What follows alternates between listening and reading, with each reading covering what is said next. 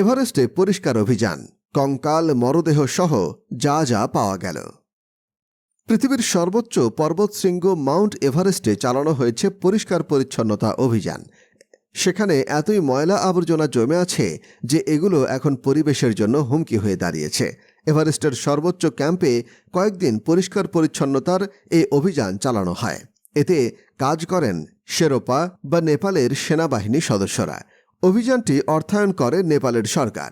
এসব শেরপা বা সেনারা এভারেস্ট থেকে 11 টন ময়লা আবর্জনা অপসারণ করতে সমর্থ হয়েছেন, যার মধ্যে ছিল একটি কঙ্কাল, 4টি মরদেহ। এই দলটির নেতৃত্ব দিয়েছিলেন বাবু শেরপা।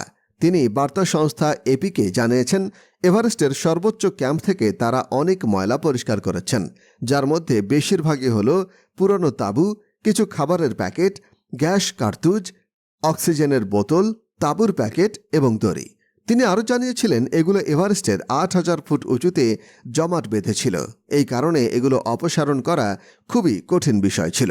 এই অভিযানে শেরপারা এভারেস্টের উপরে গিয়ে কাজ করেছেন। অপরদিকে সেনারা ছিলেন নিচের অংশে। বাবু শেরপা এপিকে জানিয়েছেন, এভারেস্টের সর্বোচ্চ ক্যাম্পে এখনও 40 থেকে 50 টন ময়লা আবর্জনা রয়ে গেছে। 1953 সালে এভারেস্টে প্রথম মানুষের পা পড়ে। এরপর এই পাহাড়ের চূড়ায় উঠেছেন হাজার হাজার মানুষ। তাদের অনেকেই নিজেদের সঙ্গে করে নিয়ে আসা জিনিসপত্র ফেলে গেছেন।